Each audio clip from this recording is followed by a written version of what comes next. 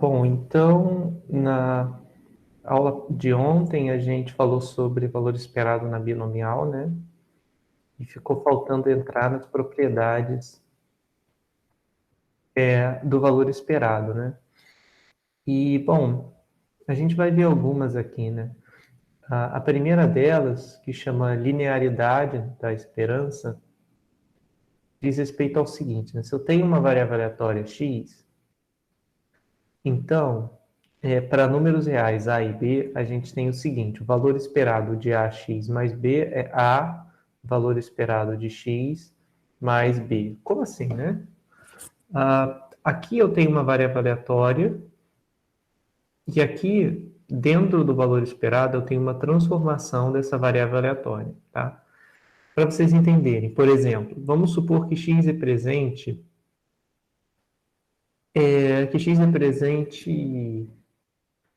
a quantidade de um determinado produto vendido no dia, tá?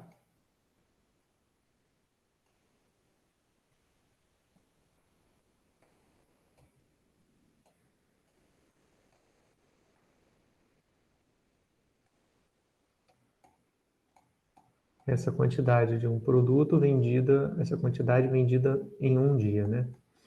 Em um dia. Se a gente supuser que A é o preço unitário, né, do produto, então supõe que A é o preço unitário,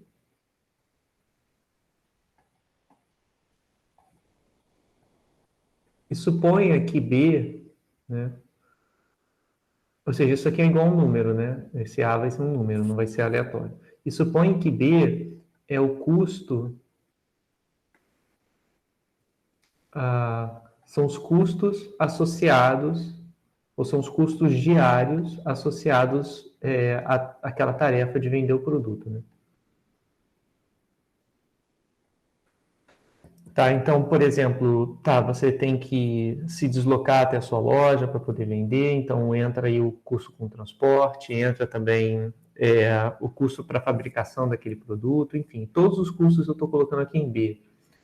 E aí, nesse caso, como representa um custo, o meu B é um valor negativo, tá? É que eu não vou dar nome aos dois, não preciso, mas B pode ser um número qualquer, sei lá, menos 10 unidades monetárias quaisquer, o preço unitário pode ser R$ 1 por venda do produto, enfim.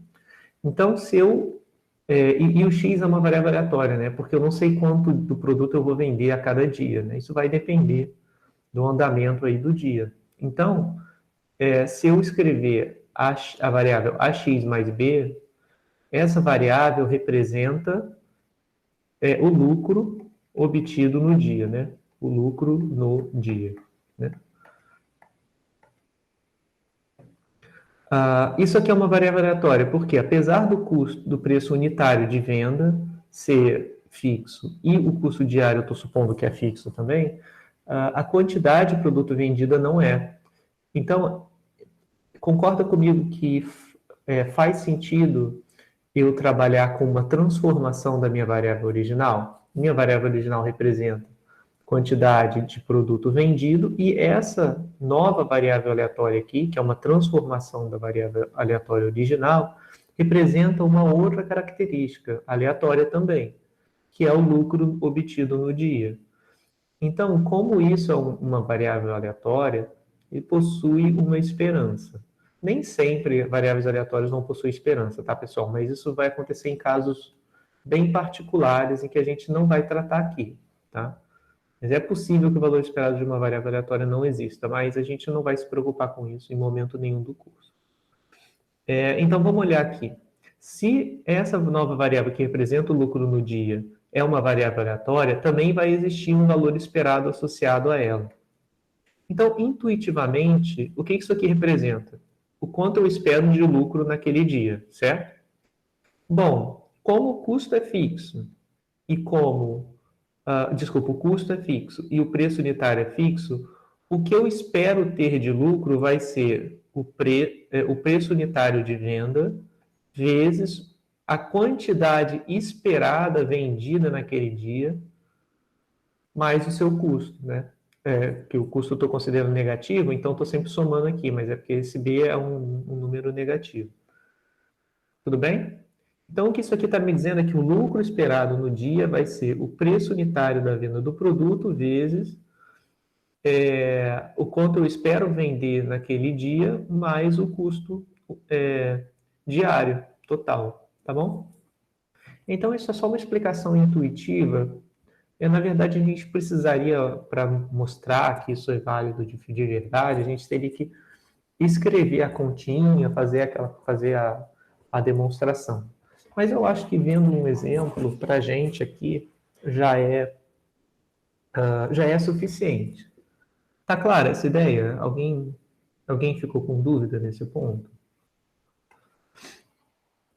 É o ponto que tá sendo trazido aqui no próprio slide, né? Então, qual a moral da história? Se eu tiver isso aqui que a gente chama de transformação afim, mas não precisa se ligar no nome. Se a gente tiver uma transformação do tipo A vezes x mais b, em que x é variável aleatória, o valor esperado dessa nova quantidade aleatória vai ser A vezes o valor esperado de x mais b, tá bom? E se eu tiver não só uma variável aleatória, mas e se eu tiver duas variáveis aleatórias, tá? Então, se eu mudar aqui um pouquinho o meu problema... eu posso deixar assim. Vou mudar, então, um pouquinho aqui o meu problema para vocês verem que vai continuar valendo a mesma coisa, tá? Então, agora eu tenho... Vou mudar a letra para vocês verem se fica mais claro. Então, aqui eu tenho a minha variável aleatória x, que representa a quantidade de um determinado produto vendida em um dia específico. Aí eu vou chamar aqui no dia 1, tá? Vendida no dia 1.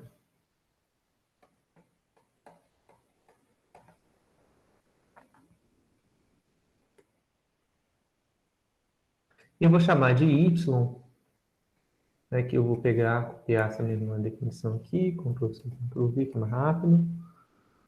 E aí, no dia y, eu tenho a quantidade de um determinado produto vendido no dia 2, tá? Então, o x representa a quantidade de produto vendido no dia 1 e o y a quantidade vendida no dia 2, tá?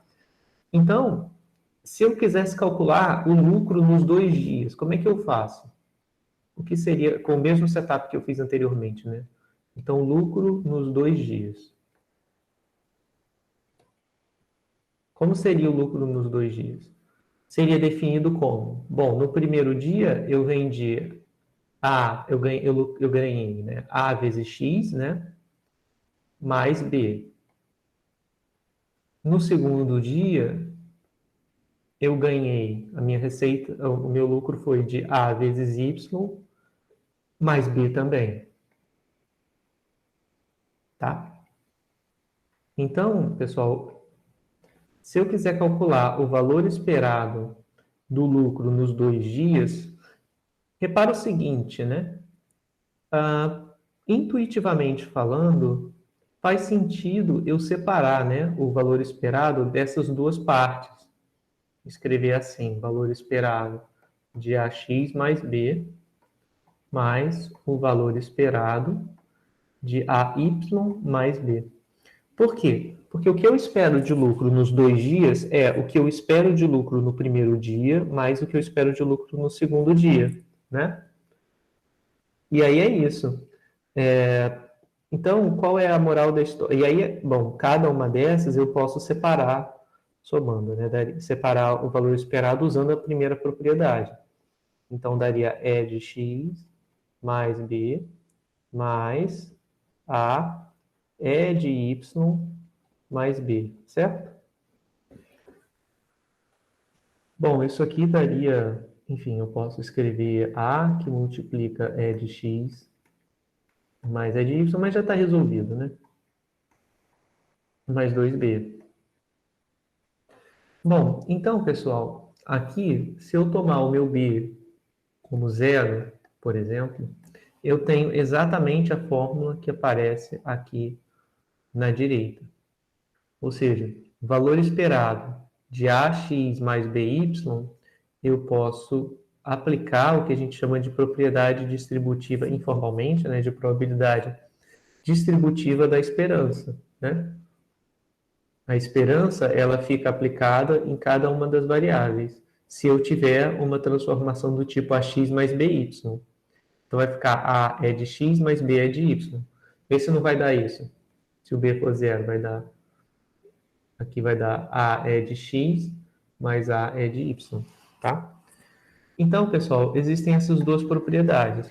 O valor esperado de uma transformação linear de uma variável ou de uma transformação linear de mais de uma variável, né, é a mesma transformação aplicada nos valores esperados. Tá? Aqui nesse caso, é um caso em que eu estou falando de venda de um produto. Não é um caso tão interessante, mas eu acho que é um caso mais intuitivo, onde você consegue ver com facilidade o que representa, né, o que representa isso, o que pode representar um AX mais B da vida, né? O que pode representar um AX mais BY, tá? Então, vai depender, é claro, do problema em questão que você está tratando.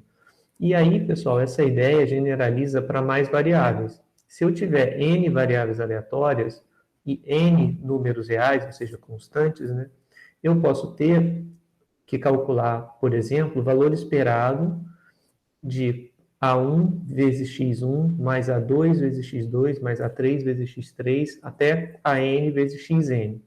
Então, essa ideia daqui, né, nota que esse caso é um caso em que o meu n era igual a 2, né? Então, é um caso particular daqui de baixo, onde n é igual a 2. Só que ao invés de chamar A1 e A2, eu estou chamando A e B, ao invés de chamar x1 e x2, eu estou chamando x e y. Mas é a mesma coisa. Então, o que essa propriedade está me dizendo é que essa propriedade aqui de linearidade do valor esperado, ela vale para combinações de n variáveis aleatórias. Tá? Então, qualquer que seja a combinação de variáveis aleatórias, isso vai continuar valendo. Tá? Vamos ver isso num exemplo para a gente poder ilustrar melhor a ideia. Tá?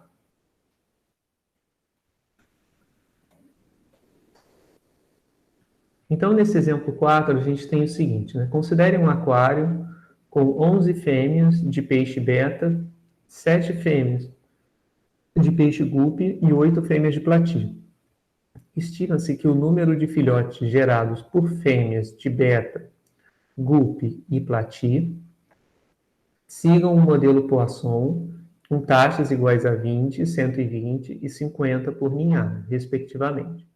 E aí a pergunta é, qual é o valor esperado do total de filhotes no aquário, supondo uma ninhada para cada fêmea? Bom, então vamos lá, vamos escrever primeiro as informações desse problema, porque são várias, né? Então vamos lá. A primeira coisa, eu tenho 11 fêmeas de peixe beta nesse aquário, 7 fêmeas de guppy e 8 de plati. Bom, e aí cada fêmea vai ter um determinado número de filhotes, pelo que a questão está dizendo, né? Cada fêmea desse aquário vai ter um número de filhotes em que o número de filhotes de cada fêmea vai ser uma Poisson e as taxas vão ser diferentes, elas vão variar de acordo com a espécie. Por quê? Porque a gente espera que algumas espécies deem mais filhotes do que outras, né? Que indivíduos ou espécimes de uma determinada espécie de peixe tenham mais ou menos filhotes, em média, do que outras espécies. E aqui, no caso, é tudo criado como suposição, né? Que tem esses valores de valor esperado, 20, 120 e 50. Então, vamos lá, vamos anotar as informações do problema.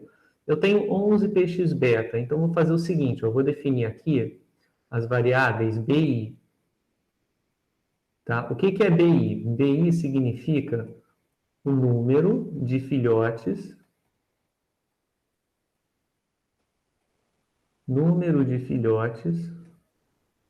da fêmea I de beta. tá? O meu I está variando de quanto até quanto? O I é o subíndice que conta a fêmea. Como eu tenho 11 fêmeas no aquário, o I vai de 1 até 11. Tudo bem? Beleza. Agora eu vou ter que fazer a mesma coisa para as outras espécies. Então, vou colocar aqui, agora, para a espécie de guppy. Guppy, eu quero botar outra letra que me ajude aqui a lembrar que é guppy. Então, vou botar G. Ao invés de botar I, eu poderia botar I, tá? Não tem problema. Mas eu não quero misturar os índices para não dar problema, para não confundir, né, na hora de denotar, embora não seja errado. Eu vou botar J ao invés de botar I. Então, a gente vai subentender que o J ele vai ser um índice usado para denotar, para se referir às guppies, né? Então, aqui, a fêmea J, mas não é de guppy, não é de beta, é de guppy.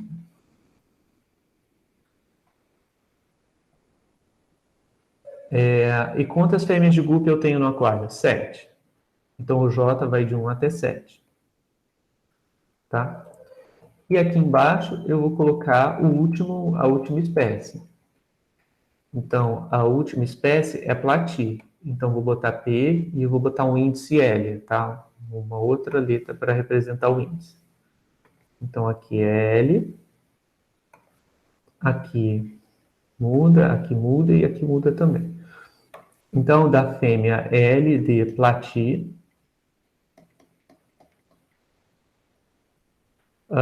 o meu L vai variar de 1 até 8, né?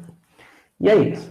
Então, isso aqui vai definir, pessoal, a quantidade de filhote para cada beta, para cada fêmea, para cada beta, para cada guppy, para cada plati. E quando eu variar esses índices de 1 até 11, depois de 1 até 7 e de 1 até 8, eu vou cobrir todos os peixes do aquário, tá bom?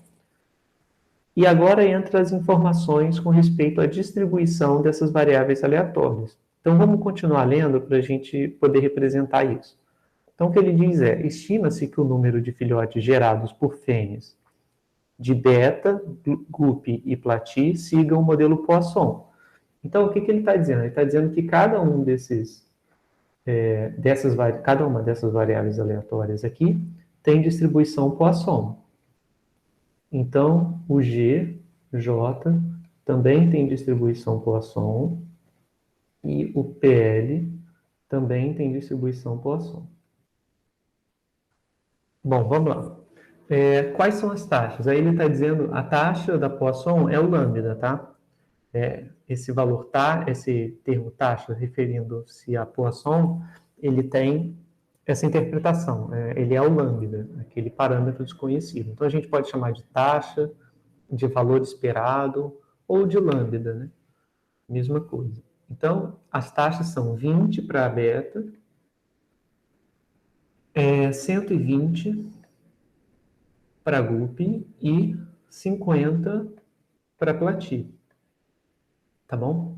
Então, pessoal, o que vai acontecer? Aqui, nota como é uma forma um pouco diferente de tratar do problema, né? Porque o que eu estou fazendo? Eu estou pegando aqui cada fêmea de beta, tendo, em média, 20 filhotes por ninhada, mas eu reconheço que esse 20 não quer dizer que todas as betas vão ter 20 filhotes, né? Quer dizer que, em média, elas vão ter 20. Então, vai ter algumas que vão ter 25, outras vão ter 19, outras vão ter 22, outras vão ter 17. E quando você tira a média num grupo muito grande de betas, essa média deve ser em torno de 20. E a mesma coisa para as outras espécies, tá? Então, eu assumo a possibilidade de que cada fêmea tenha uma quantidade diferente de filhotes, mas eu reconheço, né, as médias que estão anotadas aqui, de 20 filhotes por ninhada de beta, 120 filhotes por ninhada de guppy e 50 de plati. Bom, e a pergunta é, qual é o valor esperado do total de filhotes no aquário, supondo uma ninhada para cada fêmea? Bom, então vamos lembrar qual é a definição de valor esperado dentro da Poisson? Então, o valor esperado de uma variável aleatória, que é a Poisson, ele é igual a taxa da poação é igual ao lambda, né? A gente viu isso, a gente viu que o valor esperado dentro da poação é a taxa ou o lambda daquela poação. Então, a quantidade esperada de GUP, né, a quantidade esperada de filhotes para qualquer GUP vai ser de 120. A quantidade esperada para qualquer plati vai ser de 50, tá? Então, isso aqui vai valer para todo L. Aqui vai valer para todo J. Esse A invertido aqui quer dizer para tudo, tá? Da matemática. Então, para todo I, de 1 até 11. Tudo bem? Então, pessoal, esses são os dados do problema. Agora, ele está perguntando qual é o valor esperado do total de filhotes no aquário. Então, primeiro eu vou definir a variável T, que é o total de filhotes.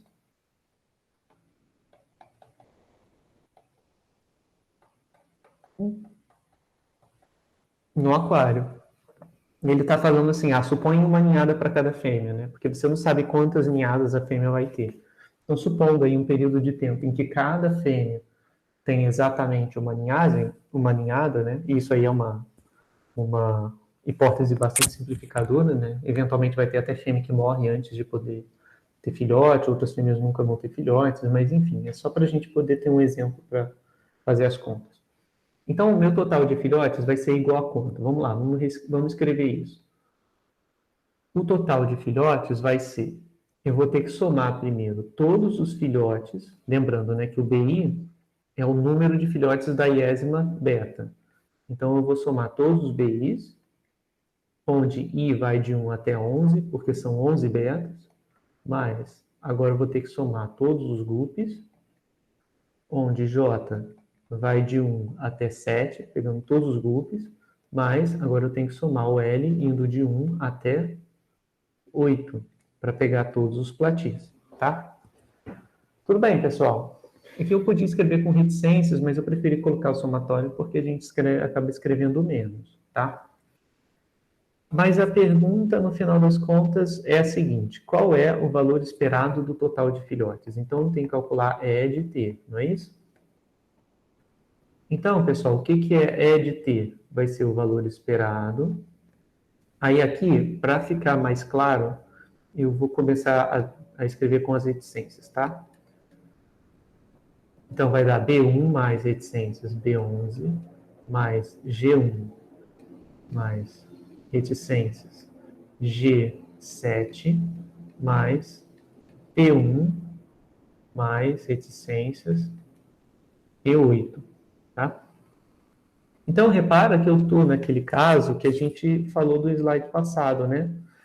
Em que eu tenho várias variáveis aleatórias e eu quero calcular o valor esperado de constantes multiplicadas pelas variáveis aleatórias. Só que aqui cada constante é 1, né? Cada um dos AIs, o A1 é igual a 1, o A2 vai ser igual a 1, o A11 vai ser igual a 1, todos vão ser iguais a 1. Então, é o caso particular disso aqui.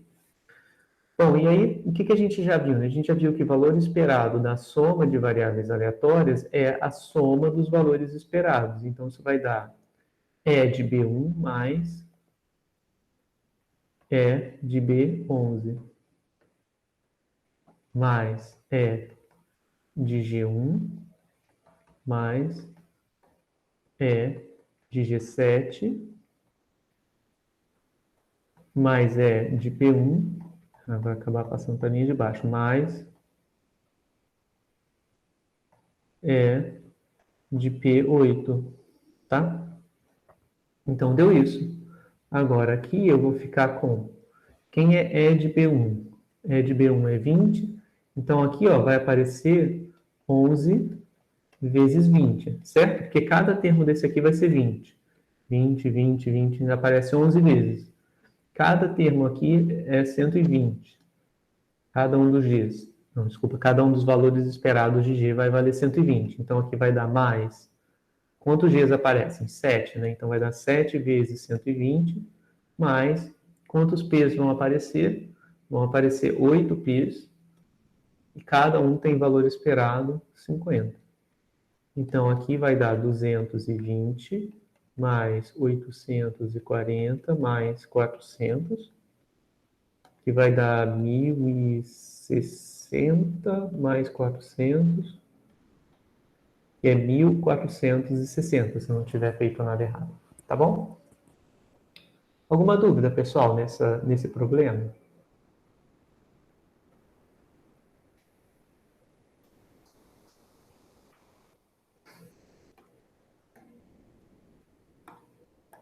Deu para acompanhar? Deu sim, professor.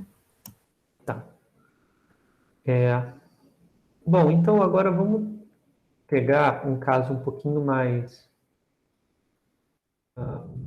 particular, que é a esperança de funções mais gerais, né, de variáveis aleatórias. Então, supõe, né, que agora a gente quer calcular o valor esperado de uma função g de x, onde essa g é uma função e x é uma variável discreta. Então, por exemplo, supõe que a minha função g, g de x, seja igual a x ao quadrado. Então, se eu quiser calcular o valor esperado de g de x, isso aqui vai representar o valor esperado de x ao quadrado, tá?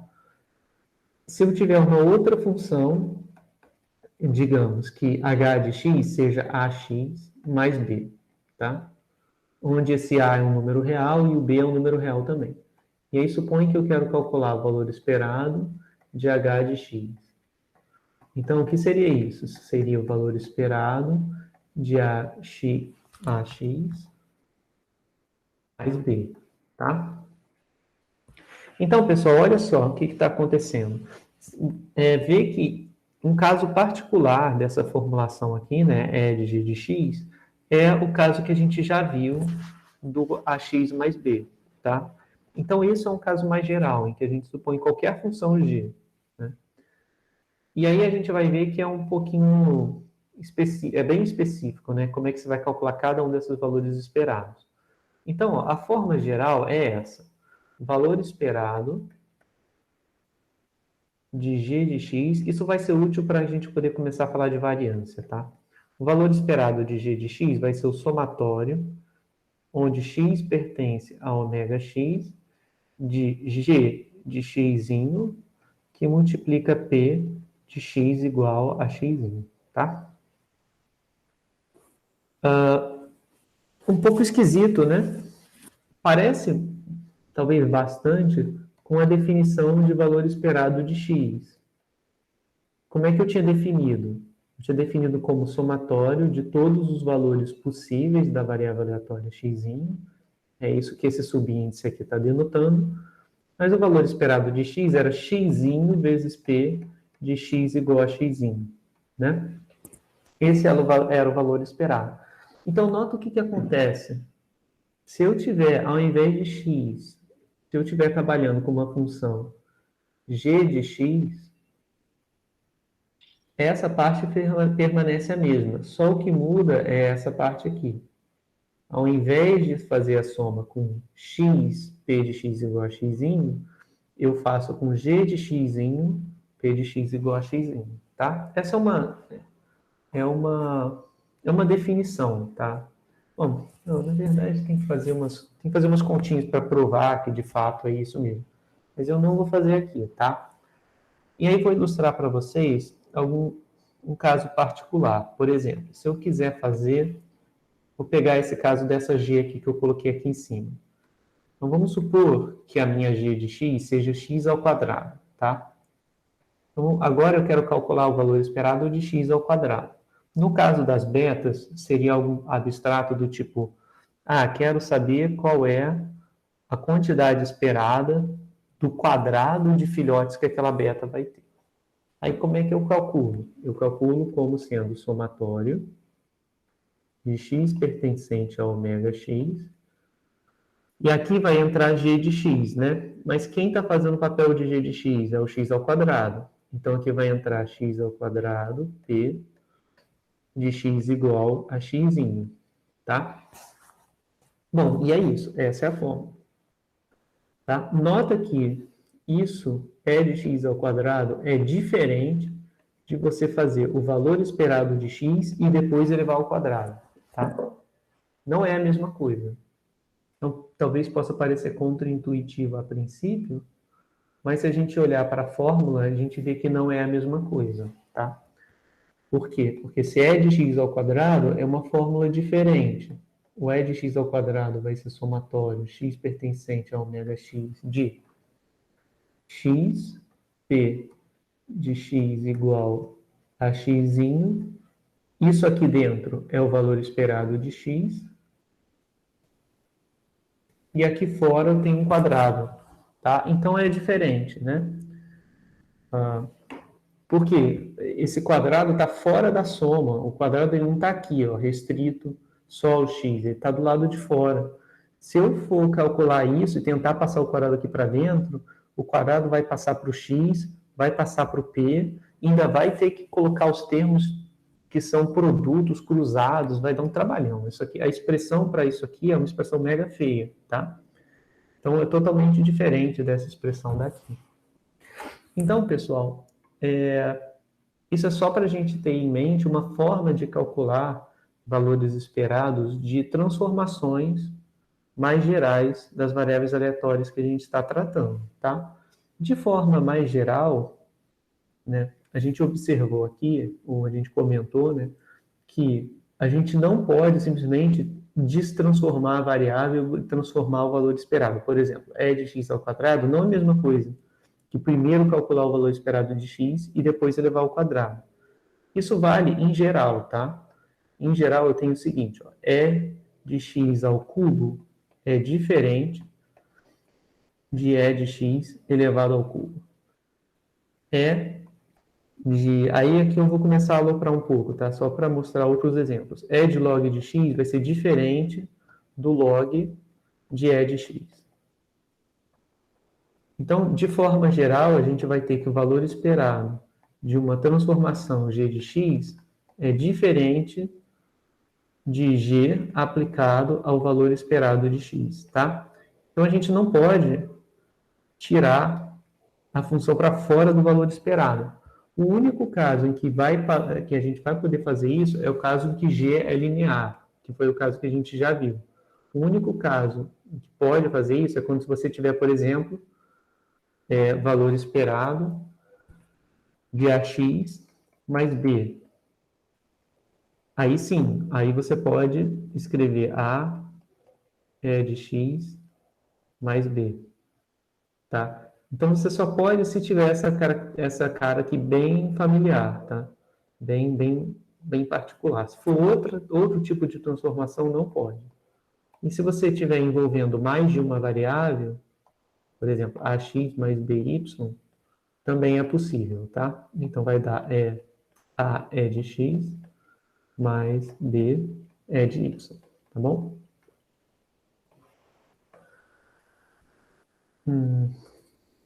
Bom, eu acho que por enquanto isso é bem abstrato.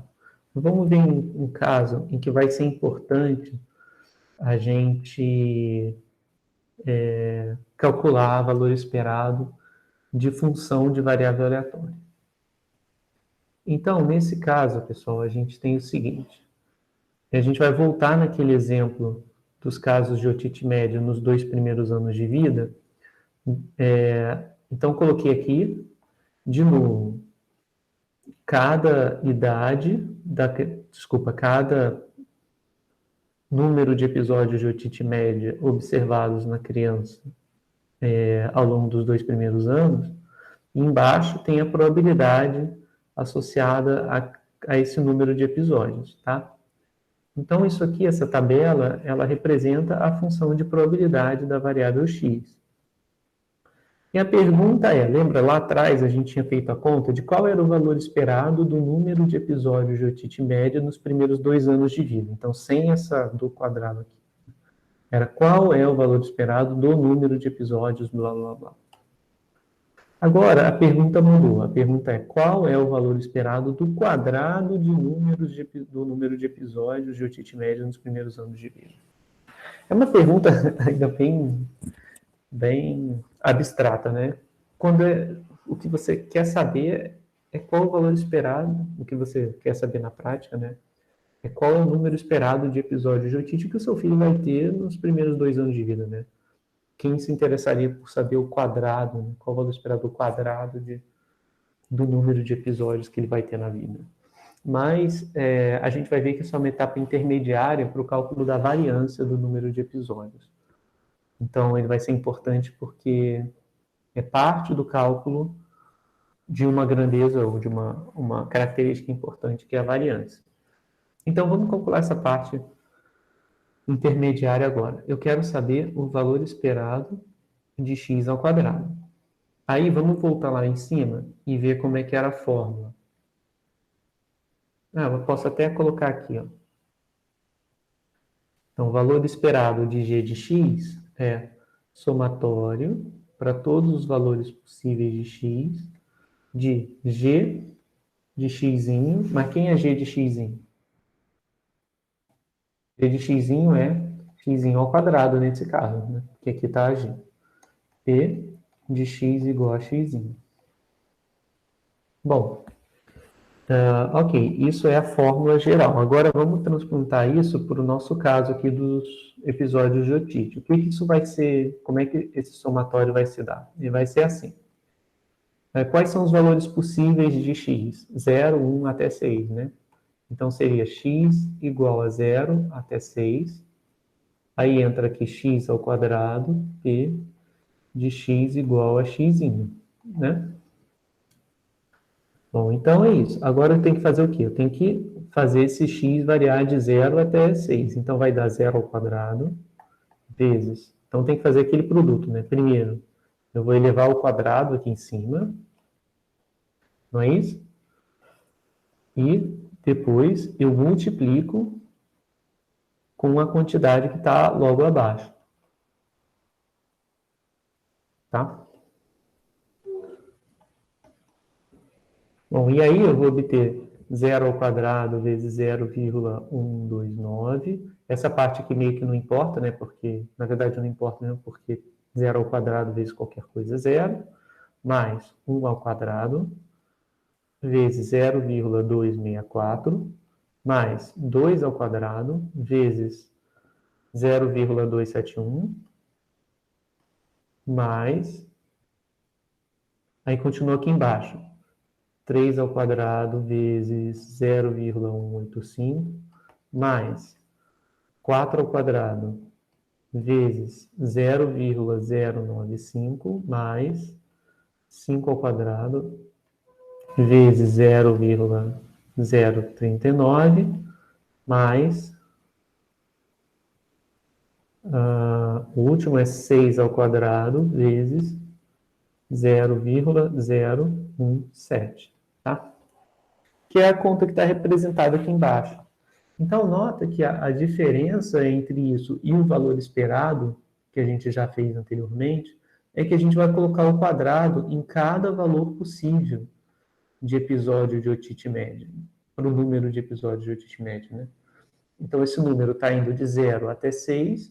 Então, na hora que eu for fazer a minha média ponderada dos valores da variável aleatória vezes a probabilidade, eu vou pegar esses valores da variável aleatória e vou elevar ao quadrado, como está indicado aqui.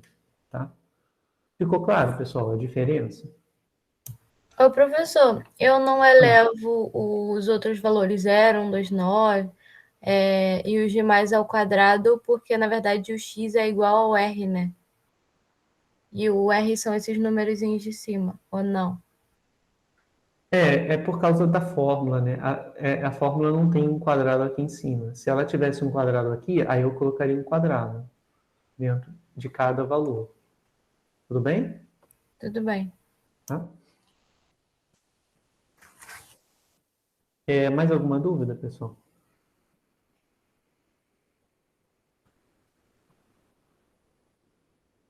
Não? Bom, então vamos lá.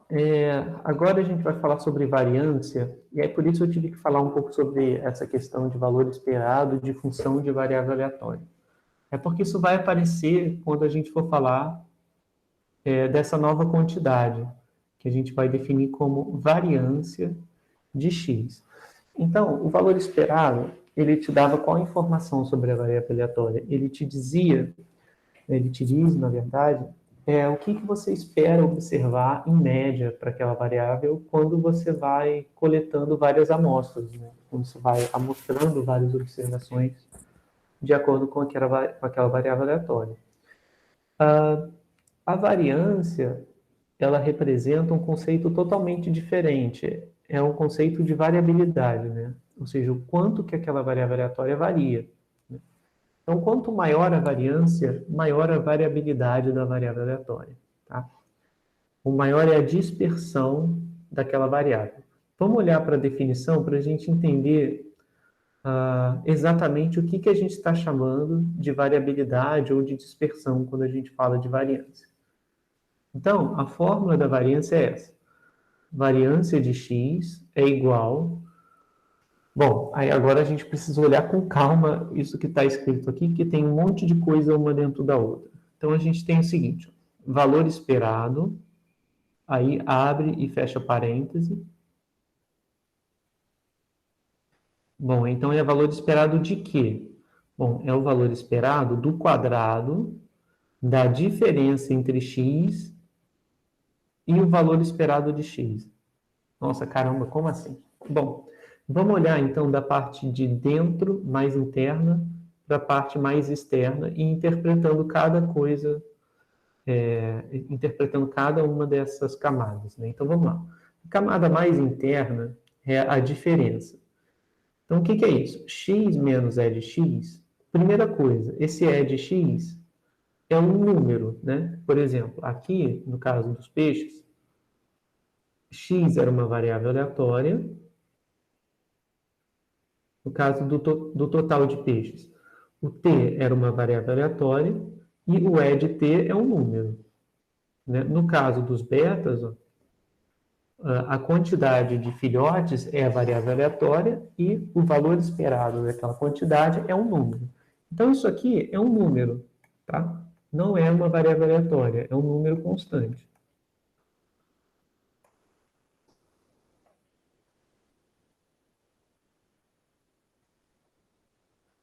Então, eu tenho x, que é a variável aleatória, menos a sua média. E essa expressão toda vai ser uma variável aleatória, tá? Então, por que essa expressão é uma variável aleatória? Bom, porque ela é uma variável aleatória menos constante. Então, uma variável aleatória, que depende de uma variável aleatória, tá? E aí a gente pode interpretar da seguinte forma, né? X menos E de x, a gente pode ver como a diferença com sinal entre o x e a sua média, né? E aí, o x menos E de x ao quadrado fica sendo o quadrado dessa distância, tá? Como assim distância com sinal, né? Então, vou botar aqui um exemplo só para ilustrar.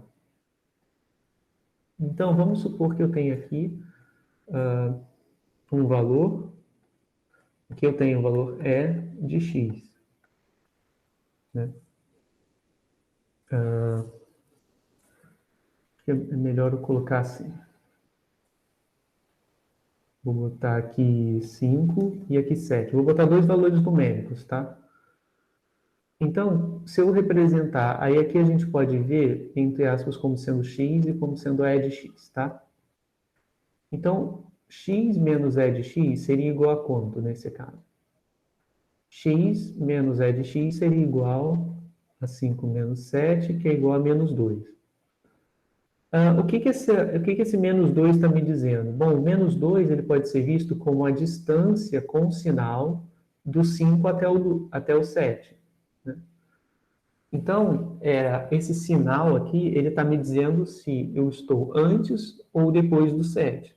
Então, se eu tivesse aqui um 9, por exemplo, né, o meu valor de x menos E de x seria igual a x seria o 9, que o E de x continua sendo sempre o 7. Então, daria 9 menos 7, que é igual a 2.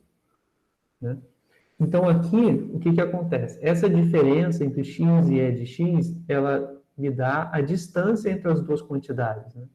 Então, a diferença entre x e seu valor esperado representa a distância entre x e o seu valor esperado. Só que essa distância tem sinal. Né? Ela tem sinal porque ela vai indicar se o x está antes do valor esperado ou se o x está depois do valor esperado. Então, com sinal positivo, eu estou depois do valor esperado, com sinal negativo, eu estou antes. Tá? Mas tudo bem, essa questão do sinal não vai fazer muita diferença no fim das contas, porque, primeiro, eu já analisei, né, essa parte mais interna de todas, agora a segunda parte mais interna é essa diferença elevada ao quadrado. O que, que é essa diferença ao quadrado? Essa diferença ao quadrado é o quadrado da distância entre x e a sua média. Né? Então, eu vou até colocar aqui o que isso representa. Né? Representa o quadrado da distância entre x e a sua média. Porque a sua média é o E de x, tá? Eu posso até colocar aqui, e a sua média é de x, tá? Então, esse quadrado representa, essa expressão representa o quadrado da distância, tá? Então, agora eu já posso interpretar a última parte, que é a parte mais externa. Então, né, essa variância, que é descrita como o valor esperado da expressão que eu coloquei aqui em cima, vai ficar com a seguinte interpretação. Então, isso representa, né, ou então é o que se espera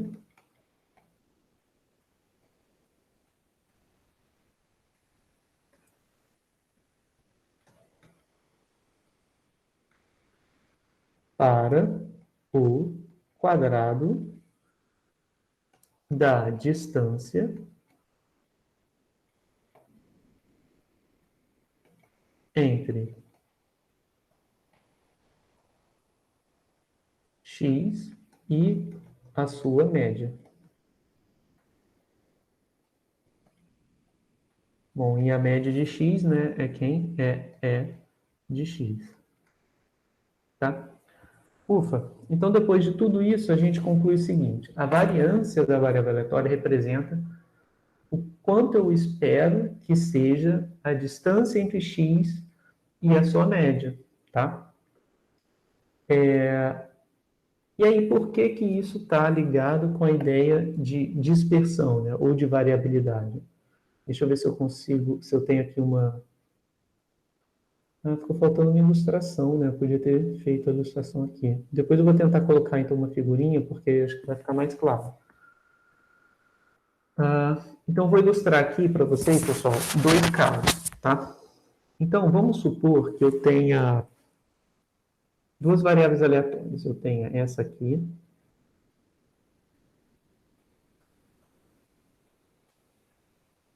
Como eu posso fazer? Eu vou fazer o seguinte. Eu vou colocar uma reta embaixo da outra, porque assim eu consigo comparar os desenhos. Então, vamos pegar aqui a variável aleatória x e a variável aleatória y, as duas com o mesmo valor esperado, tá? Então, aqui eu tenho o valor esperado de x, aqui eu tenho o valor esperado de y. O eixo y que eu estou omitindo, tá? Então, eu vou fazer o primeiro caso, o caso da variável aleatória x. Então, vou colocar aqui, escolher uma cor, sei lá, esse azul aqui. Então, nesse caso, eu vou pegar a seguinte função de massa de probabilidade.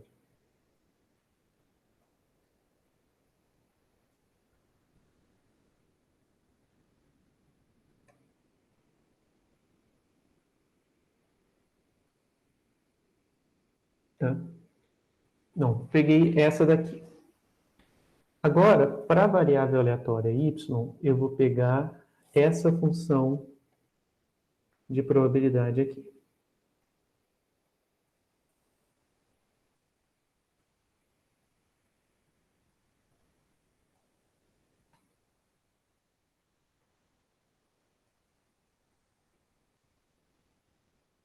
Ups.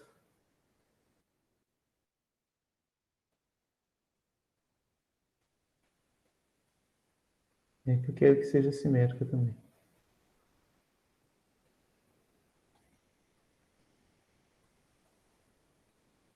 Tá? Então, aqui estão as minhas duas variáveis aleatórias. Aí eu vou fazer o seguinte, eu vou tentar interpretar o que é a variância de x e o que seria a variância de y comparativamente uma com a outra. Então, o que seria o var de x? O var de x seria, né, o que eu espero para o quadrado da distância entre x e a sua média. Então, quando eu for coletar informações a partir dessa função de probabilidade, eu vou fazer um sorteio, né, de uma distribuição de um valor de acordo com essa distribuição. Então, na maioria das vezes, o valor vai coincidir com o valor esperado, às vezes vai dar perto, né? Mas não vai dar muito longe, porque olha só, todos os valores possíveis dessa variável aleatória são bem próximos do valor esperado, né? Se eu quisesse, eu podia até aumentar aqui, né? Eu colocar outros valores como valores possíveis também. Eu vou fazer isso só para ficar consistente com o que eu coloquei lá embaixo. Mas meio que não importa, porque essas probabilidades que estão aqui mais à direita ou mais à esquerda, elas são muito baixas. E aqui não, aqui persiste por um pouco mais de tempo. Então, o que acontece? Nesse caso aqui, olha como eu tenho uma dispersão ao redor da média muito menor do que aqui, né? Por quê? Porque aqui, com alta probabilidade, os valores de x estão perto do valor esperado. Aqui, a distância entre os valores de x e o valor esperado é maior, né? Então, o que eu espero para a distância ao quadrado entre y e a sua esperança é maior do que o que eu espero para a distância ao quadrado de x até a sua média. E quando eu for mostrar um valor de x segundo essa distribuição, provavelmente eu vou mostrar um valor aqui, ou esse, ou até esse aqui. Muito improvável de eu mostrar valores aqui. No caso de y, essa probabilidade é mais considerável. Continua sendo mais provável eu mostrar valores aqui, mas mesmo valores mais afastados de y, por exemplo, esse e esse, são muito mais prováveis do que de acordo com a variável x. Então, isso torna a variável y mais dispersa do que a variável x. Então, nesse caso aqui, eu teria que a variância de x é menor do que a variância de y, porque a dispersão ao redor da média é menor para x do que para y. Deu para entender essa interpretação, pessoal?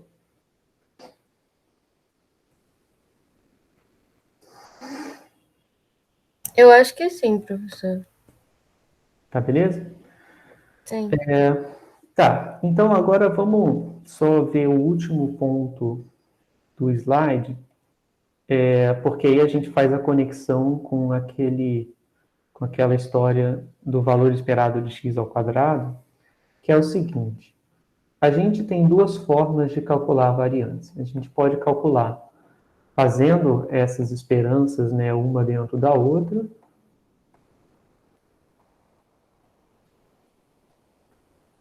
ou a gente pode mostrar também que a variância pode ser escrita como, ou seja, essa expressão ela pode ser simplificada para essa expressão aqui.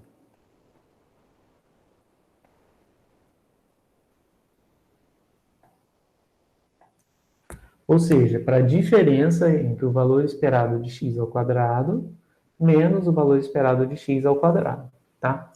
Então, isso aqui significa o quê? Elevar primeiro os valores de x ao quadrado e depois calcular a probabilidade, como eu fiz aqui, ó.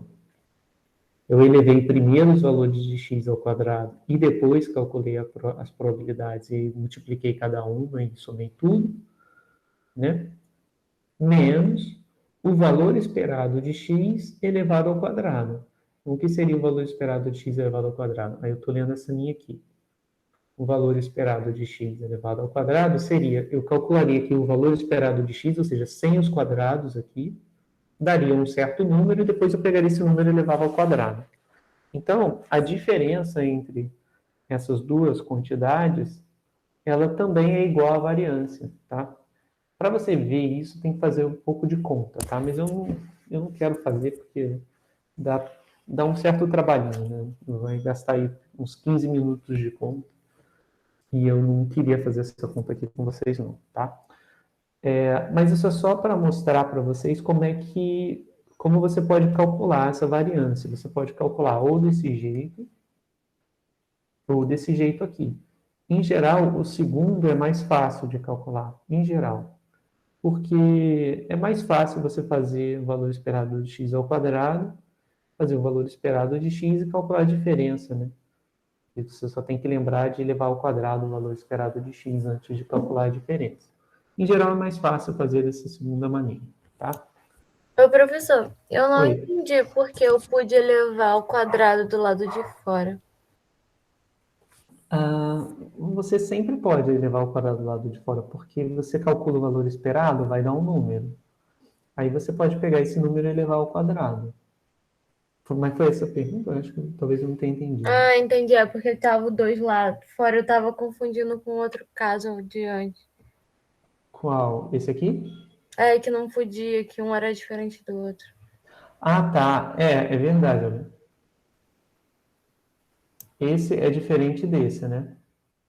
Tanto é, eu acho que essa é uma forma também de entender a definição de variância. Se os dois fossem sempre iguais, se o valor esperado de x ao quadrado fosse sempre igual ao valor esperado de x com o quadrado fora, o que ia acontecer?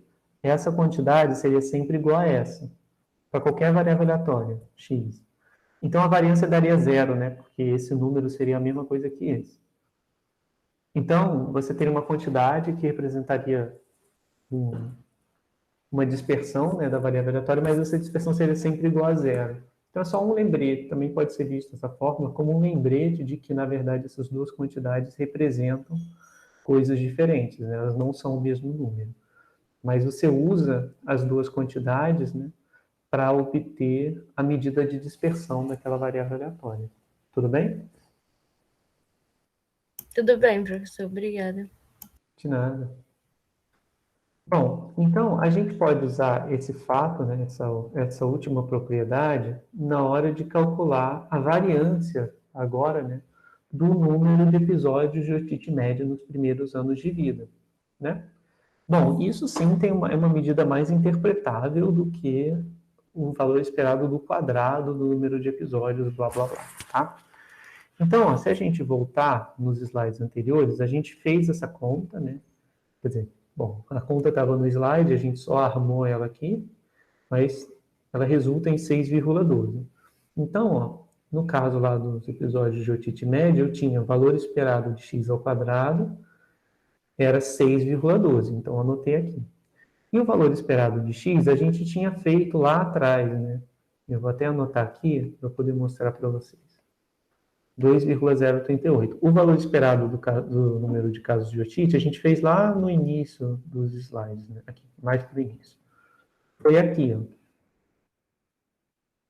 Então, a gente calculou as duas quantidades, o valor esperado de x e a gente também calculou o valor esperado do quadrado de x, né? E aí, de posse dessas duas quantidades calculadas, eu já posso fazer o cálculo da variância. O cálculo da variância vai ser valor esperado de x ao quadrado menos valor esperado de x com o quadrado fora. Então, aqui vai entrar 6,12. E aqui, esse E de x era 2,038 elevado ao quadrado.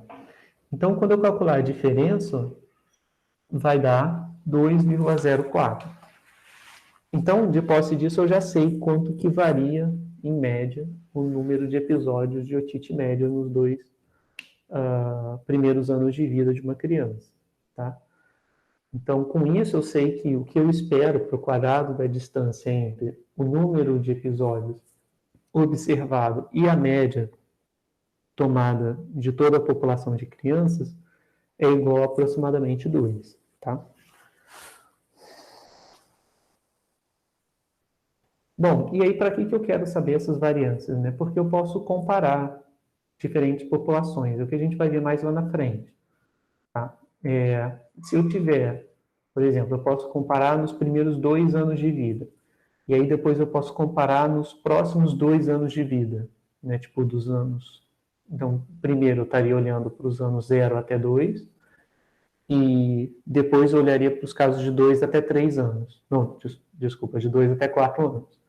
Então, são duas populações diferentes, né, de crianças, o que varia a faixa etária, e eu posso comparar, por exemplo, qual é a variabilidade, né? Então, se eu tiver, vamos supor que na segunda faixa etária seja a variável y. Então, se a variância de y for menor do que a variância de x, né, muito menor, eu tenho indícios de que existe mais variabilidade, né, no número de episódios de otite média nas crianças com idades menores do que nas crianças de idades maiores. Se eu observar o sinal contrário, vale a interpretação contrária, que em idades mais altas eu tenho maior variabilidade no número de episódios de otite média, tá? Para aquelas crianças. Então, essa noção de variância, ela é um pouquinho... Acho que ela é um pouco abstrata e um pouco difícil de você interpretar quando você está olhando para uma variável apenas. Ela é mais fácil de interpretar quando você está olhando comparativamente uma distribuição com a outra. Como o caso que eu ilustrei aqui, tá? E aí a gente vai ver lá na frente algumas formas de fazer essas comparações, né? Não usando, talvez, usando também outras medidas de dispersão que não são exatamente a variância, tá? Mas o objetivo é esse, é basicamente comparar populações e descrever qual tem mais variabilidade do que a outra. Bom, aí como a gente fez no caso dos valores esperados, a gente também pode fazer o cálculo dessas expressões, né, variância, no caso, né, para as distribuições de probabilidade que a gente já estudou. Então, lembra que a gente calculou, no caso em que x era Bernoulli, a gente mostrou que o valor esperado de x dava p. E a variância de x, será que a gente consegue calcular? Bom, aí que eu vou mostrar as contas, eu vou mostrar de forma rápida, porque eu não quero tomar muito tempo com essas expressões. Então, a variância de x a gente consegue calcular quando x é Bernoulli. Então, ela vai ter essa expressão, P vezes 1 menos P. Vamos ver por que isso, né? Então, para calcular a variância de x, primeiro eu tenho que calcular o valor esperado de x ao quadrado. Aí, como é que eu calculo, né? E de x ao quadrado vai ser o somatório de todos os valores possíveis de x, mas como x é Bernoulli, Bernoulli é aquela variável que só some 0 ou 1. Então, o x é um somatório que vai de 0 até 1, de x ao quadrado, p de x igual a x, tá? Então, isso aqui é a forma geral, é a definição do valor esperado de x ao quadrado. Então, a gente coloca o quadrado só no x, não coloca o quadrado aqui. Então, a gente vai ter o seguinte, esse somatório, na verdade, é uma soma de dois termos. O primeiro deles, quando x é igual a 0, então vai dar 0 ao quadrado vezes p de x igual a 0, mas o segundo termo é quando x é igual a 1, então vai dar 1 ao quadrado vezes p de x igual a 1. Bom, essa parte dá 0, né? Porque 0 ao quadrado vezes qualquer coisa, eu nem preciso calcular esse valor, vai dar 0. E aqui é p de x igual a 1. E na Bernoulli, o que é p de x igual a 1? Isso é p de sucesso, né? Probabilidade de sucesso. Essa probabilidade é igual a pzinho. Então, pessoal, a primeira coisa que a gente conclui é que o valor esperado de x ao quadrado na Bernoulli é igual a p, né? Nota que deu a mesma coisa que o valor esperado de x. O valor esperado de x também é p. Bom, então, eu vou substituir aqui, tá? Eu vou ter esse primeiro termo, a gente já calculou, e ele deu p. Esse termo mais interno é E de x. E de x também era p. Então, a minha expressão ficou p menos aqui internamente vai dar P, ainda eu tenho que elevar ao quadrado do lado de fora. Então, deu P menos P ao quadrado. Se eu colocar em evidência o P, que aparece nas duas parcelas, vai dar P que multiplica 1 menos P. Então, foi exatamente o que eu fiz aqui, ó, tá? E de x ao quadrado menos e de x ao quadrado vai dar P menos P ao quadrado, que é P que multiplica 1 menos P, tá? Então, beleza, ó, cheguei a fórmula da variância para o caso em que x é Bernoulli. Então, a variância da Bernoulli é a probabilidade de sucesso vezes a probabilidade de fracasso. Tudo bem? Professor, esse P de x igual a 1 foi definido que ele vale P, então. Isso é uma característica da Bernoulli, né? A gente tem que, se x é Bernoulli P, então P de x igual a x vai ser... Então, a probabilidade de x ser igual a x vai dar P, se o x for igual a 1, e vai dar 1 menos P se o x for igual a 0. Foi o que a gente definiu em uma das aulas passadas, eu acho que há 2 aulas atrás. Tudo bem? Entendi agora, obrigada. De nada. Mais alguma dúvida, pessoal?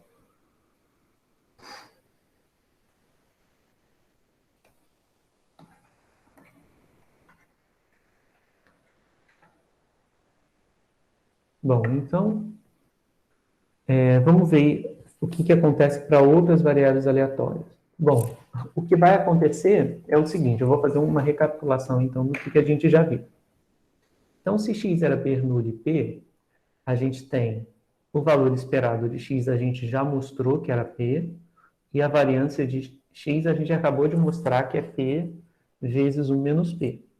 Na binomial, a gente fez o seguinte, a gente não mostrou fazendo a conta que é de x é igual a np, n vezes p, que é número de tentativas vezes probabilidade de sucesso.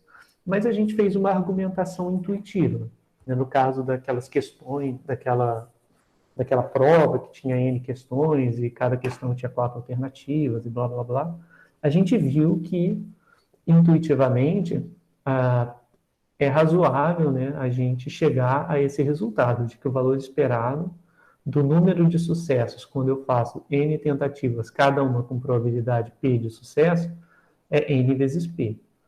Então, apesar da gente não ter feito a conta, a gente argumentou que deveria dar isso, no valor esperado.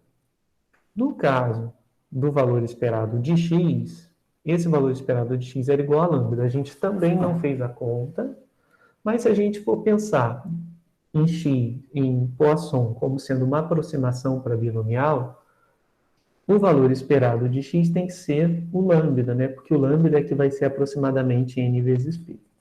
Tá?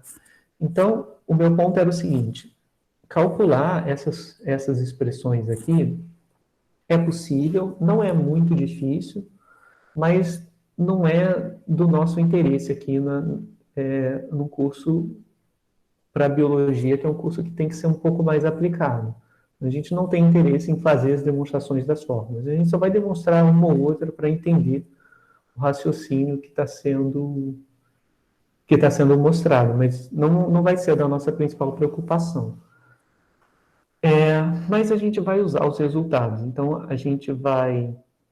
eu vou colocar aqui para vocês as expressões de variância também da binomial, que é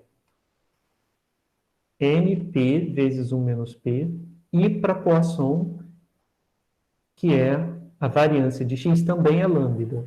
Então, nota o seguinte, né? Para cada distribuição de probabilidade tem a sua própria fórmula para o valor esperado e para a variância, tá? O cálculo é a mesma, tá? Todas essas esperanças, elas vêm de somar x pertencendo ao suporte, x, px igual a x. Todos esses valores esperados são obtidos calculando esse somatório. Só que esse somatório vai ser diferente para cada caso. No caso da binomial, muda o suporte, muda a função de probabilidade. Então, quando você resolve essa expressão aqui para cada função de probabilidade específica, né, para cada distribuição específica, você obtém fórmulas diferentes. E aí, quando a gente usa a estatística, né, e a gente vê isso de forma mais aplicada, a gente faz uso dessas fórmulas, né, para caso a gente queira calcular quanto que é a variância das variáveis aleatórias, a gente pode usar a fórmula. A gente só precisa pegar a fórmula apropriada. Então, se eu quero a variância da binomial, eu tenho que vir na fórmula da variância quando x é binomial. Eu não posso vir quando x é igual a Bernoulli, por exemplo, e dizer que a variância é essa, ou então dizer que a variância é lambda. Eu preciso olhar para a distribuição específica que eu estou querendo estudar, tá? Então é isso. Então, para cada distribuição de probabilidade, eu vou ter uma fórmula para esperança e uma fórmula para variância. Tá? Bom, o próximo conceito, né, que está relacionado à variabilidade é o conceito do desvio padrão. O desvio padrão, ele tem uma definição bem parecida, é bem imediata a partir da variância. O desvio padrão da variável x, ele é definido como a raiz quadrada da variância da variável aleatória. Mas você pensa, pô, mas para que você vai... A gente já tinha definido uma medida de dispersão, que era a variância, e agora vai calcular a raiz dela, vai definir uma outra medida de dispersão. Qual é a lógica disso? A variância já não estava bom? Por que tomar a raiz? Bom, uma questão que é interessante de notar é a seguinte, né? A variância de x, ela está definida em unidades diferentes das unidades de medida de x, né? Que a variância de x é o que eu espero para o quadrado da distância entre x e a sua média. Não é isso? Então, vamos supor que x, nessa... deixa eu ver alguma medida... Sei lá, vou pegar uma medida bem simples, tá? Vamos supor que x esteja medindo o peso de uma determinada coisa qualquer, tá? Então, vamos supor que o x é o peso e o x está medido em quilos, tá? Em quilogramas. Se o x está medido em quilogramas, o que aparece aqui dentro do valor esperado está em qual unidade? Está em quilogramas ao quadrado, certo? Porque aqui dentro vai aparecer x ao quadrado em algum momento, então a unidade de medida vai ficar quilograma ao quadrado. Então, essa variância de x, né, se o x está definido com unidade de medida quilogramas, supondo que o x é o peso de um determinado objeto, uma determinado espécime de planta, algo assim, ou uma semente, sei lá, a variância de x vai estar medida em quilogramas ao quadrado. Isso é um pouquinho inconveniente, né? Porque a gente perde um pouco a interpretabilidade dessas unidades, né? E aí, bom, o que vai acontecer? Uma forma simples da gente contornar esse problema é, ao invés de trabalhar com a variância de x, a gente trabalha com a raiz quadrada da variância. Então, quando eu estou trabalhando com a raiz quadrada da variância de y, a unidade de medida dessa quantidade aqui volta a ser quilogramas, né? Porque sem a raiz era quilograma ao quadrado, tá? Então, o desvio padrão é exatamente isso. É quando eu pego a variância e tiro a raiz.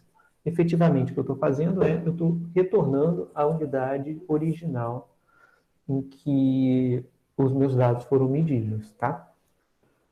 Então, ó, esse é o ponto-chave, é que o desvio padrão é uma medida de dispersão que tem a mesma unidade de medida que a variável aleatória x, tá? Ao invés de ter o quadrado como unidade de medida, tá? Então, o desvio padrão é só para isso, só para voltar para a mesma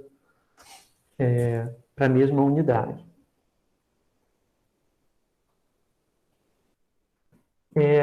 Bom, e aí, a última medida de comparação de variabilidade que a gente vai ver é o coeficiente de variação.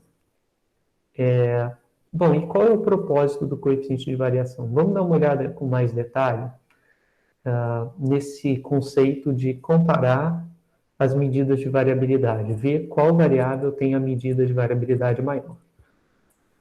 Então, o primeiro ponto que a gente vai notar é que se o desvio padrão de x for maior que o desvio padrão de y, a gente vai querer dizer, né, a gente vai tender a falar o seguinte: x tem mais dispersão em torno da sua média do que y, ou seja, a distribuição de x é algo que é mais achatado. Então, aqui está a função de distribuição de x. Teria que ser vários tracinhos, tá? Mas eu estou simplificando e colocando uma curva contínua, tá? Se o desvio padrão de x é maior que o desvio de y, então o y é uma variável que é mais centrada, certo? Ela oscila menos ao redor da sua média. Então, a gente vai ter essa tendência, né? A gente definiu as medidas de dispersão de modo a poder fazer comparações desse tipo, a dizer que se o desvio de x é maior que o desvio de y, então é porque o x deve variar mais ao redor da sua média do que y. Mas a gente precisa tomar um pouco de cuidado quando vai fazer esse tipo de afirmação. Então, em geral, a gente não pode simplesmente dizer que x tem maior variabilidade do que y quando isso acontece. A gente precisa olhar para a escala de magnitude, ou para a ordem de magnitude de x e de y. Então, é isso que está sendo denotado. Isso vai depender da grandeza de x e de y. Bom, e para levar isso em conta, a gente define o coeficiente de variação. Bom, o coeficiente de variação que a gente chama de CV, né, coeficiente de variação da variável x, ele é o desvio padrão de x, só que ele é o desvio padrão em relação à média. Então, fica sendo definido como desvio padrão de x dividido pela média de x. Então, se você for calcular isso para a variável y, você vai pegar o desvio padrão de y e vai dividir pelo valor esperado de y, tá?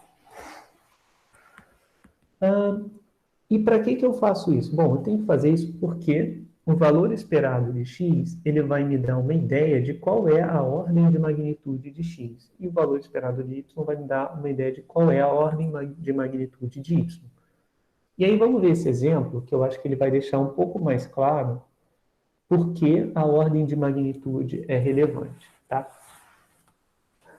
Então aqui, pessoal, eu fiz um exemplo totalmente ilustrativo, tá? Então não se liguem muito com os valores numéricos.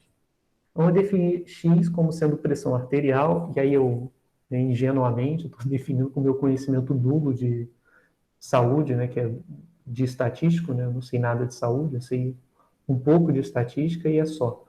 Então, eu vou dizer o seguinte, para mim, eu estou pensando na pressão arterial como aquela medida que as pessoas falam, né, que o normal é que seja 12/8. Então, eu estou pegando aquela primeira pressão lá, que é a pressão que, em média, deve ser igual a 12, tá? Eu não sei, eu acho que tem uma denominação que é sistólica e diastólica, né, se eu não me engano. Mas, enfim, eu só quero um exemplo para comparar os números. Então, a pressão arterial, eu vou dizer que, em média, é igual a 12, tá? E vamos supor aí que o desvio padrão, né, seja igual a 2. O que eu quero dizer com isso, né? Eu quero dizer que cada pessoa vai ter sua pressão arterial. Então, eu teria aqui, na verdade, essa pressão arterial sendo aleatória, porque ela vai depender da pessoa que você está pegando, né, para medir a pressão. Em média, as pessoas têm a pressão igual a 12, né? Mas esse desvio aqui dá conta de desvios mesmo, em relação à média, tá? Então, se eu for olhar para o coeficiente de variação, o que eu vou ter? Meu coeficiente de variação é definido como, e aqui eu já fiz conta errada, né? 1/6. Porque é o desvio padrão dividido pelo valor esperado. Então, vai dar 2 dividido por 12, 1/6. Agora, vamos olhar para uma outra variável aleatória, né, completamente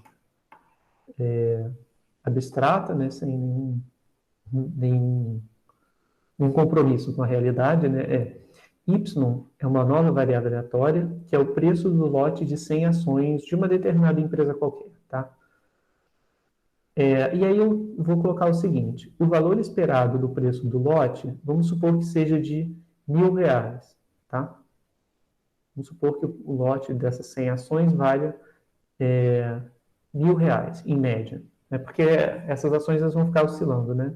Então, um gráfico mais ou menos assim, em média, esse valor é de 1.000, tá? Aqui a gente tem o Y, então o valor esperado de Y é 1.000, tá? Então, você tem aqui ações que tipicamente valem em torno de R$ 1.000, com algumas oscilações para mais ou para menos. Então, nota o seguinte, aqui eu coloquei o mesmo desvio padrão do que o da pressão arterial que eu usei acima, que era o 2. Então, se você for comparar os desvios padrões das duas coisas, você vai chegar à seguinte conclusão. Parece que a variabilidade é o mesmo, né? De uma para outra. Só que o que vai acontecer? Aqui, o preço do lote de ações está numa escala de 1.000.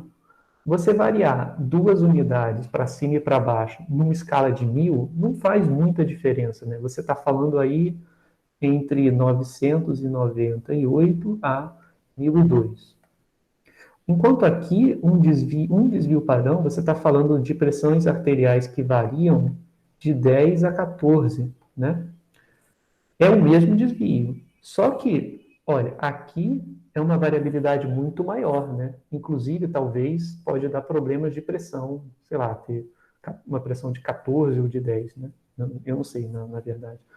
Mas o efeito aqui é muito mais marcante do que nessa escala de medida, né? Aqui não varia muito, né? Você vai comprar 100 ações por 998 ou 1.002, faz muita diferença, né?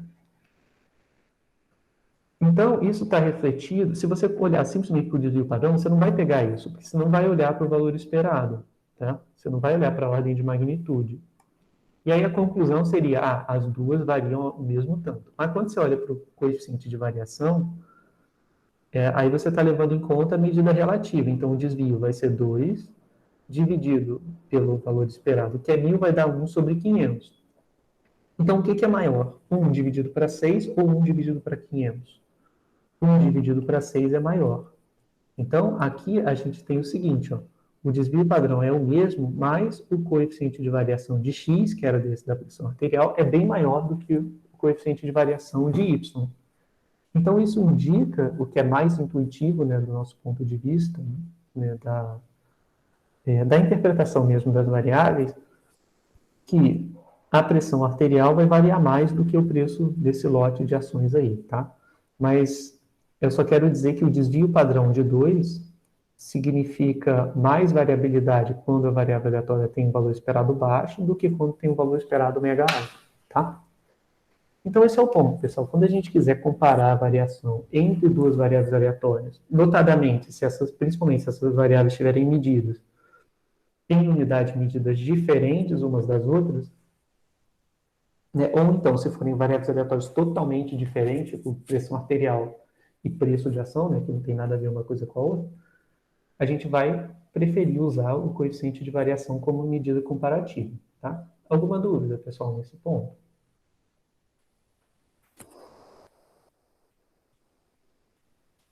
Tá? Mais uma curiosidade. Vamos ver qual é a unidade de medida do coeficiente de variação. Vou apagar esse aqui para ter um pouco mais de espaço.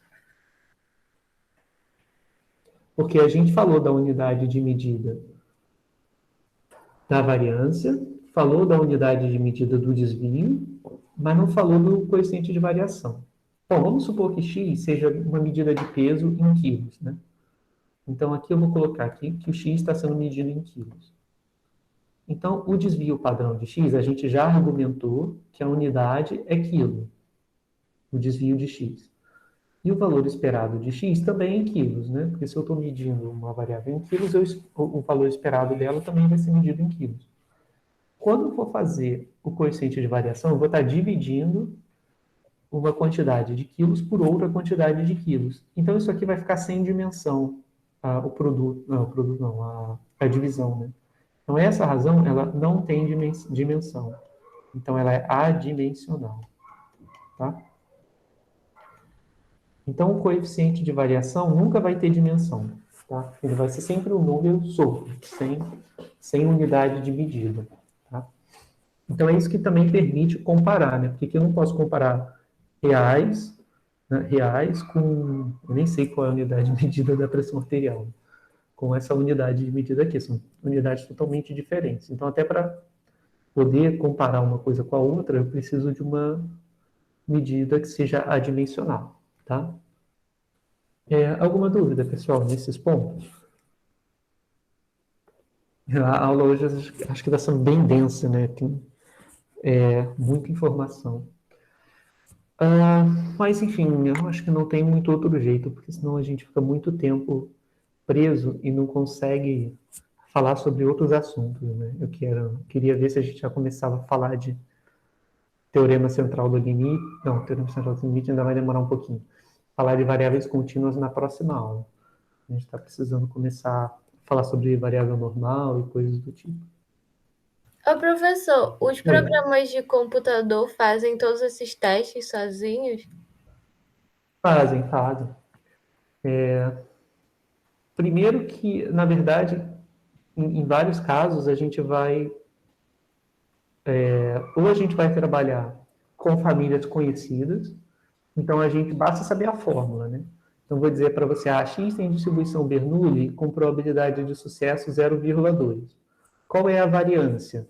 Aí é fácil, só você fazer P, que é 0,2, vezes 0,8, né? E é análogo para outras distribuições. Então, quando a distribuição é conhecida, é tranquilo de fazer, né? Quando ela é desconhecida, eu também posso fazer.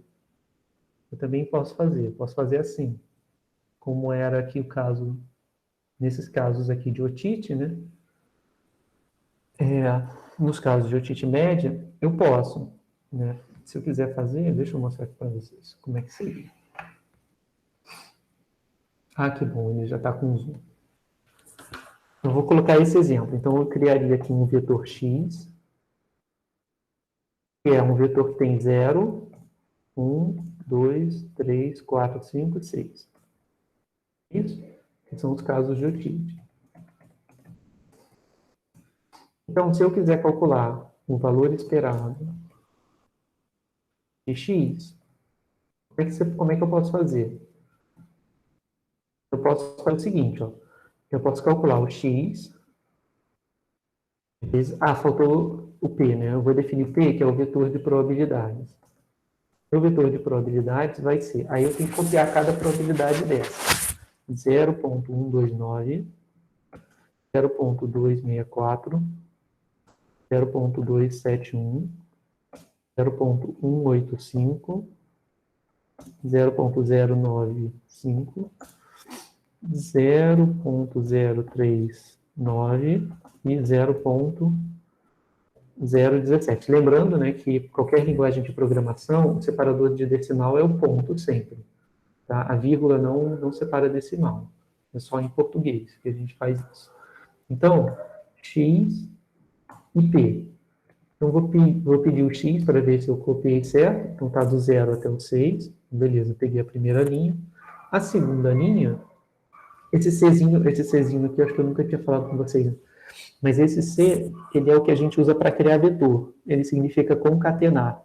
Então, a gente vai pegar, quando a gente coloca C entre parênteses e separa por vírgula, ele vai criar um vetor que tem em cada posição aquele valor específico. Vou mostrar com P.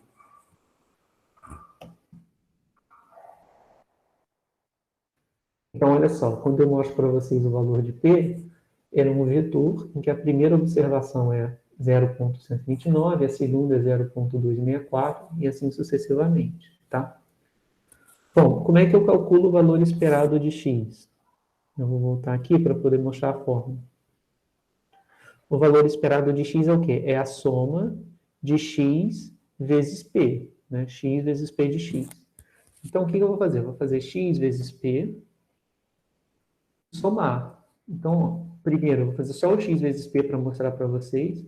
Então, o que eu estou fazendo é o seguinte, eu estou calculando cada um desses valores intermediários. 0 vezes 0,129 é 0. 1 vezes 2, vezes 0,264 dá 0,264. 2 vezes 0,271 dá 0,555, aproximadamente, tá? E assim sucessivamente. Não, 542, eu li errado. Tá? Então, agora, eu já calculei x vezes p. Então, o que eu tenho que fazer, que é o que está aqui. Agora, o que eu tenho que fazer é somar tudo isso. Então, quando eu somo tudo isso, eu já vou obter o valor esperado de x, 2,038. Tá vendo? Se eu quiser calcular a variância de x agora, como é que é a variância de x? Primeiro, eu tenho que calcular e de x ao quadrado, né?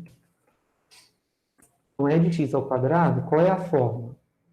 É o x elevado ao quadrado, depois multiplicar por p, né? Então, ó, só para mostrar para vocês, o valor esperado de x ao quadrado é x ao quadrado vezes p e depois soma. Eu vou fazer x ao quadrado vezes p e depois somar. Ok, 6,12. Isso aqui é o quê? É o valor esperado de x ao quadrado. E se eu quiser calcular a variância de x agora? Estou aqui calculando var de x. Como é que eu faço a variância? Bom, a variância, é só olhar a fórmula, né? Qual é a fórmula da variância? A fórmula vai dar, só para comparar, né? Deu 6,12, 6,12. A fórmula da variância está aqui embaixo. A maneira mais fácil de calcular é essa. E de x ao quadrado menos e de x ao quadrado. Então, o que eu vou fazer? Eu vou fazer e de x ao quadrado, que foi o que eu calculei antes, né? Menos o valor esperado de x. E eu posso, sei lá, chamar isso aqui de e de x, digamos, tá? Só para eu poder armazenar, né? Aqui eu armazenei o valor esperado de x, 2,038. Então, a variância é e de x ao quadrado menos e de x ao quadrado. Ah, eu não criei o objeto. Agora sim. Vou pegar o x ao quadrado, deu 6,12. Então, se eu quiser e de x ao quadrado menos e de x ao quadrado, vai dar a variância. Será que eu fiz certo isso?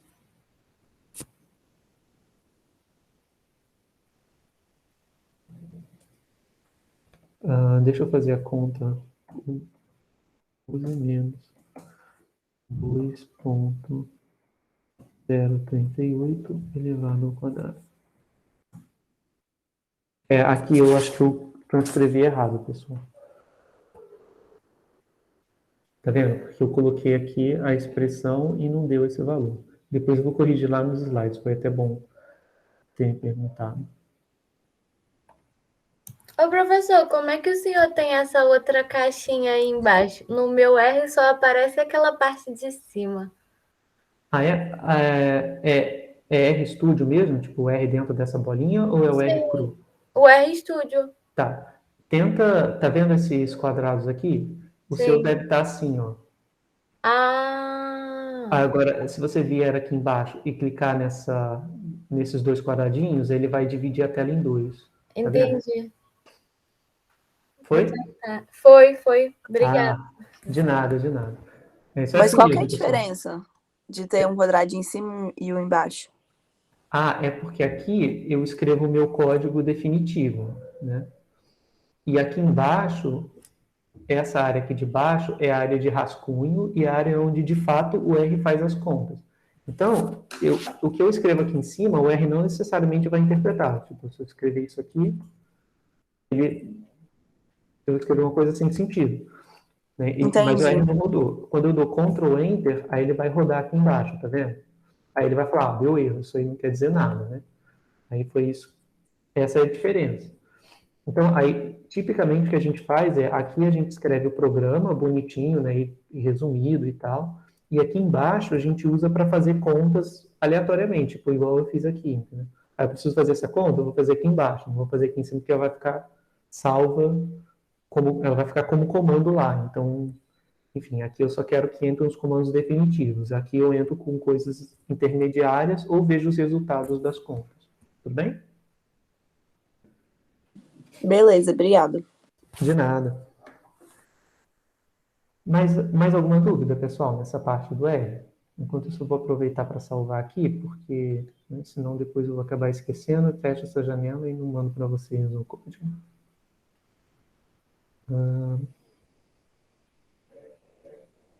Cadê minha? Tá aqui, pasta de disciplinas. US, códigos. Hoje é aula 8, né? Beleza. Aí no final da aula eu coloco isso aqui lá no Classroom, que aí vocês vão ter esse código para rodar no computador de vocês também, tá? Então, vamos lá. Vamos para a parte onde a gente parou. E aqui eu peço, né? Calcule o coeficiente de variação da variável aleatória definida no exemplo 1. Foi ótima pergunta, porque aqui eu já tenho R, né? Então é só eu fazer as minhas divisões. Então, eu vou fazer o seguinte. Esse último valor que eu calculei é a variância de x. Então, vou escrever aqui, ó, var x, tá? Qual é a fórmula do coeficiente de variação? Ele é igual ao desvio padrão do coeficiente de variação de x. É o desvio padrão de x dividido pelo valor esperado de x, tá? O valor esperado de x eu já calculei. O desvio ainda não. O desvio ainda falta calcular. Então, tanto é que se eu rodar isso aqui, ó, ele vai dar erro. Vai falar objeto dtx não encontrado. Que eu não calculei ainda. Então, agora eu vou calcular o desvio padrão de x. Desvio padrão de x. E quem é o desvio padrão? O desvio padrão é definido como sendo a raiz da variância de x. Tá? Então, raiz quadrada no R é SQRT, tá, pessoal? Que é square root, raiz quadrada. Então, bom, criei minha raiz quadrada. Ele está falando, ó, o objeto var x não foi encontrado. Ah, deve ser porque eu não rodei esse comando aqui de cima. Então, vou rodar ele agora. Então, agora meu var de x já está definido. Né? Eu vou calcular o desvio padrão. Pronto. Agora ele calculou. dpx deu o quê?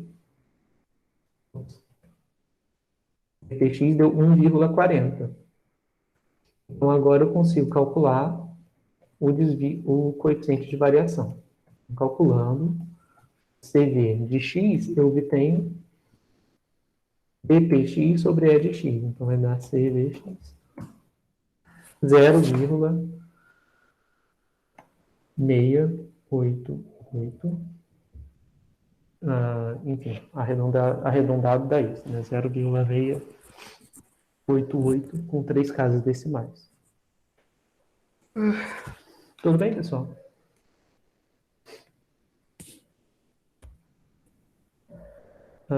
Bom, o que eu tenho mais aqui? Né? De distribuição.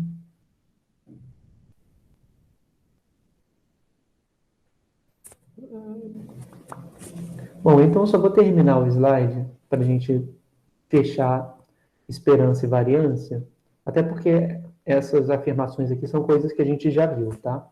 Então é só para recapitular, ou coisas que são intuitivas. Para que aí na próxima aula a gente fale de função de distribuição acumulada, faça alguns exemplos, né? E aí a gente já entre na parte de contínua, porque está precisando entrar com variável aleatória contínua, tá bom? Então vamos lá. Propriedades de esperança e variância. Então, a primeira delas, né? Seja A uma constante. Como assim A constante? É um número, tá? Tipo, A igual a 10, ou A igual a 30, A igual a 15, tá? Como ele não é a variável aleatória, então a variância de uma constante a gente vai definir como sendo zero, tá? Porque a constante não varia. E o valor esperado da constante é a própria constante, né? Enfim, é uma definição meio redundante, mas a gente vai usá-la algumas vezes, né? Mais lá na frente. Então, é isso. O valor esperado de constante é a própria constante. Tá? Variância de constante é zero. Se x é uma variável aleatória, a variância de x, isso aqui a gente já viu, né? Pode ser escrita como e de x ao quadrado menos e de x elevado ao quadrado. Propriedade 3. Se x é uma variável aleatória, então para quaisquer números reais a e b, a gente tem e de ax mais b é a de x mais b. Essa aqui a gente também já viu. Então, só estou recapitulando as propriedades. Se x e y são variáveis aleatórias, então, para quaisquer números reais a e b, a gente tem E de ax mais b y, vai ser A vezes E de x mais B vezes E de y. A gente também viu essa propriedade. Se x é variável aleatória, então, para quaisquer números reais a e b, essa aqui a gente não viu. Variância de ax mais b é igual a ao quadrado variância de x. Tá? Essa daqui é uma propriedade mais particular, digamos assim, é um pouco mais, talvez, esquisita.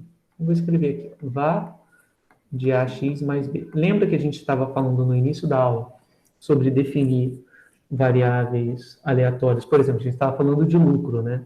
Que x era a quantidade vendida, a era o preço unitário da venda e o b era os custos associados ao dia de venda. Então, e se eu quiser calcular a variabilidade associada? Né? Qual é a variabilidade dessa variável aleatória? Qual é a variância? Bom, qual é o efeito de eu somar uma constante na variável aleatória? O efeito de somar uma constante, ele tem um efeito sobre o gráfico da função de probabilidades e deslocar o gráfico no eixo. Então, aqui eu chamar de x, e aqui eu vou colocar a minha função px de x. Aqui eu teria que fazer as barrinhas, tá? Mas eu não vou fazer porque vai tomar muito tempo. Então, aqui eu vou colocar o x. Então, sei lá, vamos supor que meu x esteja aqui. Então, esse aqui é o px de x. E agora, e se eu tiver... Acho que eu vou tirar isso aqui porque eu vou definir uma outra variável agora, que é a variável x mais b. Né? Então, aqui eu vou ter... Vou pegar uma cor diferente. Eu não vou conseguir. Então, aqui, ó,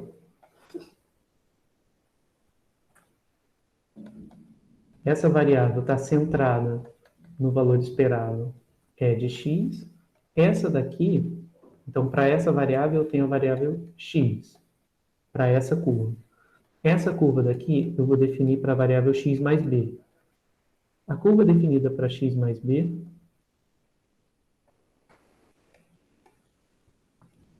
tem como valor esperado, qual é o valor esperado de x mais b? É de x mais b. Então, essa variável aqui, que é uma nova variável obtida a partir de x, somando b, ela vai ter a mesma dispersão da variável anterior. A dispersão é igual. Só o que vai mudar é que ela vai estar mais para frente, ela vai estar mais para a direita ou mais para a esquerda. Aqui, no caso, ela está mais para a direita se o b for positivo ou mais para a esquerda se o b for negativo. Mas a dispersão com respeito à média, que é exatamente a variância, né? Ou seja, essa dispersão aqui, é a mesma para essa ou para essa variável, é a mesma coisa.